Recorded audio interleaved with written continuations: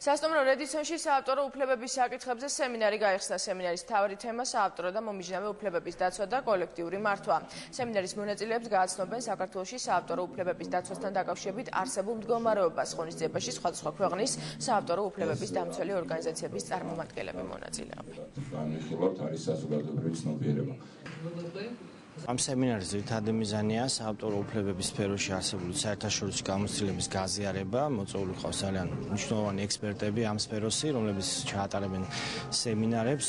თემატიკა იქნება საავტორო უფლებების დაცვა, კოლექტიური მართვის ორგანიზაციები, მომიჯნავე უფლებების დაცვა. სემინარი საკმაოდ საინტერესო არის იმ მხრივ, რომ მაშინ მონაწილეობს ძალიან ბევრი ქვეყნის წარმომადგენელი, ვინც აქტიურად არის მსოფლიოში ჩართული საავტორო უფლებების დაცვაში და დღეს მოხდება იმ საერთო გამოცდილების გაზიარება, რაც თანამედროვე მსოფლიოში არსებობს, რაც ბუნებრივია წაადგება საქართველოს საავტორო უფლებების დაცვას და მის განვითარებას.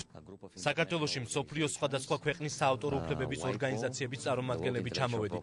ტარდება რეგიონალური კონფერენცია საავტორო უფლებების საკითხებზე. ვცდილობთ გავიზიაროთ არსებული ტექნოლოგიები და ტენდენციები, რაც არსებობს ამ სფეროში, იმისთვის რომ დაიხვეწოს ეს სისტემა. განსაკუთრებით მისასალმებელია კერძო და სახელმწიფო სექტორების თანამშრომლობა ამ კუთხით, რაც ხელს შეუწყობს საავტორო უფლებების სფეროში არსებული პრობლემების მოგვარებას.